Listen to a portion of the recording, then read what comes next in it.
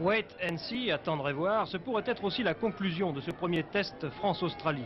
Mais avant la conclusion, l'introduction, avec déjà, on est à la 3e minute, vous allez le voir, un ballon perdu par la France sur un regroupement, et les Wallabies qui s'offrent les 3 premiers points sur un drop goal de l'ouvreur et capitaine Marc Ella.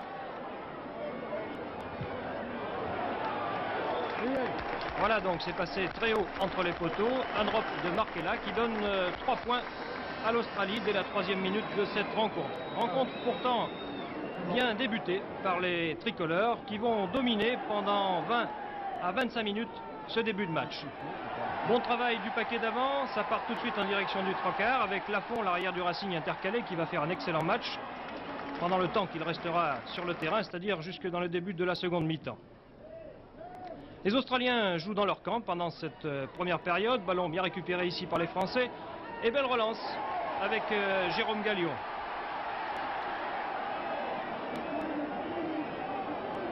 Regroupement, ça repart, et un drop goal tenté d'une manière peut-être un petit peu inopportune par le 3/4 centre Sella. Le ballon est passé assez nettement sur la gauche des poteaux. Les tricolores vont tout de même pouvoir concrétiser cette domination un petit peu plus tard avec ce hors-jeu du numéro 8 australien Twinman et une pénalité de l'Escarbora. L'Escarbora, demi d'ouverture de Dax, qui a fait bonne impression dans ce test match par ses longs coups de pied. Il nous faisait penser un petit peu à ce que fut Jean-Pierre Romeu il y a quelques années. Ballon encore pour les tricolores ici au milieu du terrain, et pour illustrer ce que je viens de vous dire, un très bon coup de pied de Jean-Patrick l'Escarbora, qui trouve une excellente touche à 2 mètres de la ligne australienne pour une période de pression française. Vous voyez, une faute, un en avant, avec même un hors-jeu, une reprise de ballon en position de hors-jeu par l'ailier Campes. L'arbitre néo-zélandais, M. Harrison, n'a pas été sévère, il indique simplement une mêlée avec introduction bien entendu aux Français par l'intermédiaire de Jérôme Gallion, et la France va manquer sans doute ici une belle occasion. Codorniou, c'est là, Codorniou à nouveau, qui veut donner le 3/4 de la Gisquet, mais qui n'a pas regardé.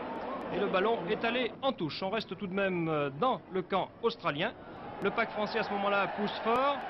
Le pack français qui va peut-être récupérer le ballon. Voilà, c'est fait ici par Gallion, mais les Australiens, très prompts et vigilants dans le combat au sol, récupèrent tout de même cette balle et se dégagent provisoirement puisque la balle tombe dans les bras de Lafont. Excellent. Jean-Baptiste Lafont qui relance sur le grand côté avec ici une interception. On croit à l'interception australienne, mais il y avait une faute, un plaquage anticipé qui est sanctionné par M. Harrison, où l'Escarbora va donc avoir l'occasion de donner 3 points à l'équipe de France. Et 3 points qui permettent à la France de prendre l'avantage 6-3.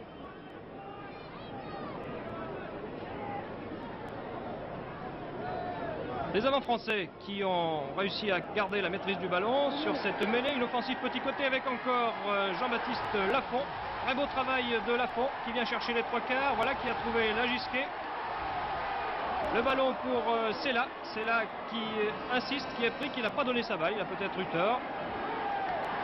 Mais la balle va rester tout de même au bleu. Relance de Gallion, ça va sur les 3/4 et malheureusement une maladresse, bien que Joannel ait repris la balle, maladresse sanctionnée par M. Harrison. On a confiance pour les Français jusqu'à ce moment, parce que les Français dominent et qu'ils jouent plutôt bien. Dégagement de Gould, l'arrière australien, et Lafont qui reprend la balle pour un superbe drop goal qui fait passer l'avantage de la France à 9-3 à la 23e minute. À ce moment-là, on croit fermement aux chances françaises. Une pénalité ici pour l'Australie qui va être bottée par Campes. L'Australie qui reviendra donc à 9-6 à la fin de cette première période. Une pause qui nous permet d'ailleurs de revenir sur le thème principal du comité directeur fédéral tenu la veille à Clermont, à savoir le lancement de plusieurs opérations de promotion du rugby, en commençant par la création de la carte rugby jeune dont nous parle Albert Ferras. C'est une carte que l'on va donner à tous les gosses des écoles ou des clubs qui la demanderont. Et cette carte leur permettra de rentrer sur tous les terrains de France et de Navarre, en dehors des matchs bien sûr du tournoi où il n'y a pas de place. Je pense que ça nous amènera peut-être pas des joueurs, mais tout au moins des supporters et peut-être des dirigeants. Et je crois que les enfants seront mieux autour d'un stade de rugby de les laisser ailleurs, marquer à droite et à gauche. Il y a aussi des opérations de promotion peut-être un petit peu plus commerciales, disons. Oui, mais ça, de toute façon, on ne peut rien faire sans argent. Alors il faut trouver un peu d'argent et le dépenser, surtout après à bon escient. À partir du moment où cet argent sera dépensé pour les jeunes, je crois que c'est une bonne opération. C'est notre philosophie, car nous sommes contre l'agression de l'argent, mais malheureusement, nous sommes dans un siècle où c'est en train de répondre. Alors, le président du comité olympique qui est à Clermont ce week-end, Nelson Payou, abonde un petit peu dans votre sens en disant qu'il faut tenir compte des circonstances du présent. Il faut compter sur les sponsors, mais nous voulons rester les maîtres de notre destinée. C'est un petit peu ça.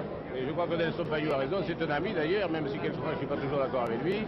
C'est un homme plein de bon sens. Alors vous voyez que généralement, quand on sort du même creuset, on a à peu près les mêmes options. Alors je suis heureux qu'il ait les mêmes que les nôtres. Et Albert Ferras nous avait dit en conclusion, nous dormions depuis 100 ans. Il fallait nous réveiller pour rallier au rugby de nouveaux adeptes. Et en fait de réveil, la seconde mi-temps nous montrait une équipe australienne de plus en plus vigoureuse et combative, entraînant ici l'arrière tricolore Lafont jusque dans son embut pour un essai du troisième ligne Chris Roche. Un essai certes assez peu spectaculaire, mais ça vaut quand même 4 points, plus 2 points avec la transformation de Campez, ce qui fait que 2 minutes après la reprise, l'Australie prenait l'avantage, 12 points à 9. Et puis Lafont, excellent jusqu'alors, qui représentait la carte numéro 1 sans doute des tricolores en attaque. Lafont ici est catapulté, pilonné sur le bord de touche par le seconde ligne Williams. Lafont sortira, victime d'une fracture de la clavicule. C'est bien dommage, il sera remplacé par Bernard Viviès. On repart donc avec cette mêlée pour les tricolores. Et le gros défaut des tricolores ici, sans doute, qui ont beaucoup trop gardé le ballon en troisième ligne. Joannel faisant office, comme l'a dit Albert Ferras, d'un second demi de mêlée dont on n'avait pas besoin. Et trop souvent, comme ici, les Australiens ont pu récupérer la balle, soit directement sur un regroupement, soit par l'intermédiaire d'une mêlée qui leur était alors accordée. Un drop goal ici qui ne donnera rien, mais ce fut sans doute l'une des clés du non-succès des Français dans cette rencontre.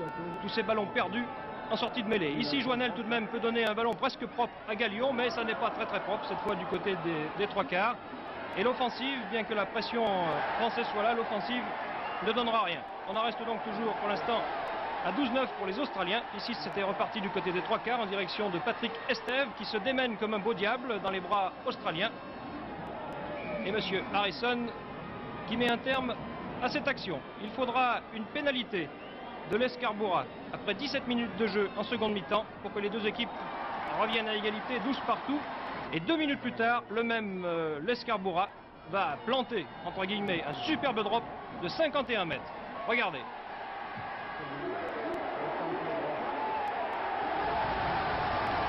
Magnifique drop goal de l'ouvreur d'Aqua qui permet à la France de reprendre l'avantage 15-12. Il reste à ce moment-là 20 minutes de jeu. Mais les Australiens vont reprendre l'avantage ici par un drop goal du numéro 12 Hawker. Avantage relatif puisqu'en fait ils égalisent à 15 partout. Mais pour une équipe qui craignait beaucoup la formation tricolore, eh bien on peut dire que c'était presque une victoire, ce match nul obtenu par les Australiens sur le stade Marcel Michelin à l'occasion de ce premier test. Les Français ensuite, avec la rentrée de Pardo, vont essayer de se lancer dans l'offensive, mais il est trop tard, la défense australienne fait bonne garde et les Français devront donc se contenter de ce match nul qui est pour eux quand même une petite défaite. Ce 15 points partout et un match finalement assez décevant, tant de la part des tricolores que des...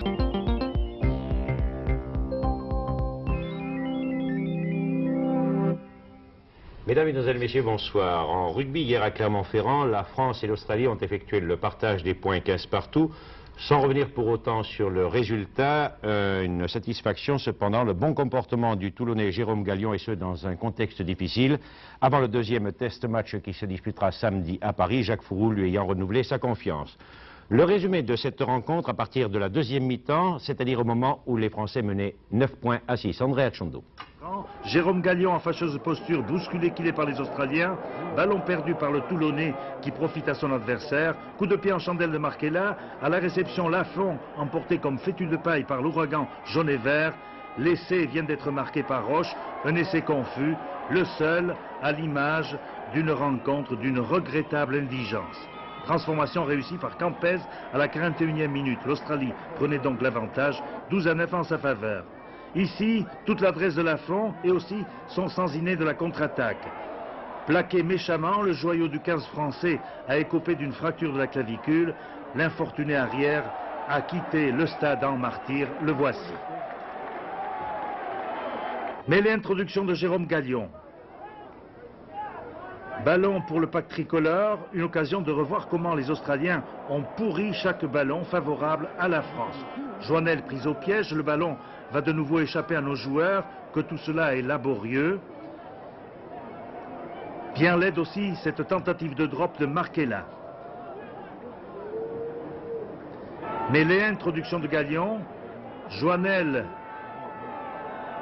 cerné de toutes parts à solliciter Gallion, passe du Toulonnais dans le vide. C'est là rétablit la situation comme il a pu. Gallion, Lescaboura, Codorniou, Estève encerclé malgré toute sa vivacité. À la limite même, il a été agressé, mais on attend toujours l'éclair dans la grisaille.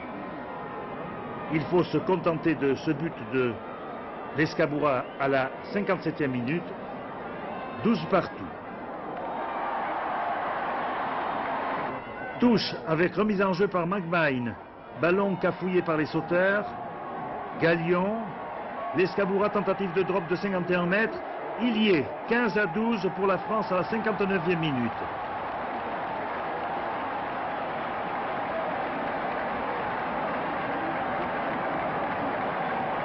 Mêlée et introduction par Vaughan. Passe mal assurée et ballon qui roule. Anker l'a opportunément ramassé pour ajuster un drop à la trajectoire tout à fait bizarre. L'Australie et la France ont fait match nul 15 partout. Match nul sur toute la ligne, cela va de soi. À la décharge des Français, la volonté des adversaires de détruire à tout prix. Comme ils n'ont pas trouvé de parade, ces braves Français, à cette méthode négative, eh bien, on s'est ennuyé à mourir dans les tribunes comme devant le petit écran.